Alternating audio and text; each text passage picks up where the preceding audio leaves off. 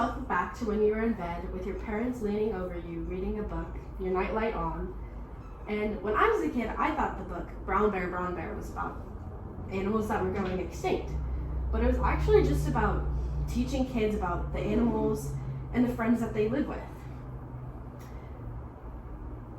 I'm Shelby, and I'm going to be talking about how books help influence kids' learning and their thinking.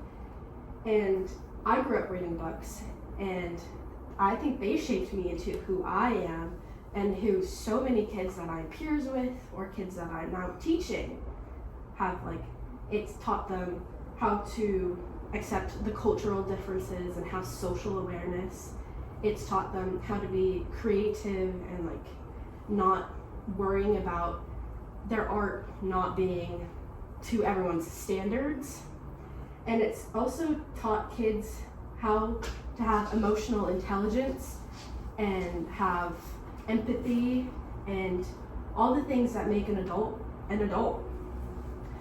So through books, children are introduced to families that may not look like theirs or towns that may not look like theirs. I recently read a book called My Town, Mi Puebla, and it's a book about cousins that are across the border. There's an American girl, and then there's a Mexican boy, and it talks about the border and how, although there is a border, that they still love each other, no matter that their town is different, that their language is different. But it teaches kids that even if our friend looks a little different than us, that they maybe don't have as well refined English, that they're trying, and that we can all love each other no matter all these differences. And here's actually a picture that I have printed out of that book, and it has both the cousins standing on a bridge, and in between is a white bar that symbols the border. And this helps kids develop compassion. It helps them develop acceptance. It helps them know that although families are different because of wars, because of droughts, because of borders, that you can connect with anyone, no matter what.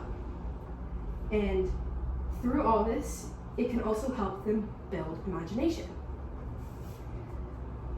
Through books that have the lack of pictures to accompany the words, kids think and take the descriptions the authors have given them of the height, the hair color, and even the skin color of the character that they are reading about. And it helps them imagine what they think that character looks like in their own heads. It makes it so a child can envision the scenery, like if the child's out in the open, what the trees, what the plants, what everything looks like. It can take them through scenarios where, say, a kid's going through a dragon fight and there's a dragon and the kid's imagining the dragon, or the kid's in the magic treehouse and you think of their magic treehouse, because I don't think that book had pictures, and I imagined the magic treehouse and their cool books and all of this that accompanied that. And children, through all this imagination that they're going through, they're more likely to experiment with drawing and painting and writing. And some kids even decide that they want to do science experiments. They decide that they want to make things explode like the characters in their books did. They want to take a look at insects. They want to look at all these things because books have introduced them to these ideas. Through books, kids can be more confident in their ideas. They're not as scared to fail because books teach kids to fail because their characters fail.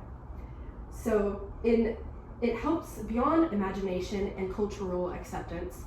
It can also help kids have a more broadened understanding of things that is so important in life, which is called our feelings. Children can begin to recognize their feelings better, like through a book called Wonder. It follows a boy who doesn't look exactly like everyone, and he goes through super happy moments, and then he goes through moments where he's getting bullied and he feels anxious and he doesn't want to go to school, and he wears a helmet because he doesn't want that judgment. But through being brave, he realizes that he has so many more friends when he's feeling brave, and that it's okay to feel scared, to feel anxious, to feel disappointment, and to not give up. And some comfort books. There's comfort books for kids. Like, I think a comfort book for me was a book about a mystery. I remember that was my comfort book. And some of these books that introduce feelings can promote generosity, bravery, and friendship. And it can foster an emotional intelligence in kids. And it can prepare them for adult life. So beyond it being a bedtime story that helps a kid fall asleep, it has long-lasting effects on these children. So today I have talked about how books impact children's growth by cultural awareness, being more open to imagination and failing, and then being more open to their feelings. So every time you see a kid lost in a book, and you're thinking, oh, they're just reading a book that has cute little rhymes and some stick figures on it. Think about, is that kid learning some things that us adults need to go back on and learn about? Because some adults still, maybe they weren't exposed to books that taught them about the Mi Pueblo and my town. Like, weren't taught about how the border when they were young, weren't taught about wars when they were young. So think about it.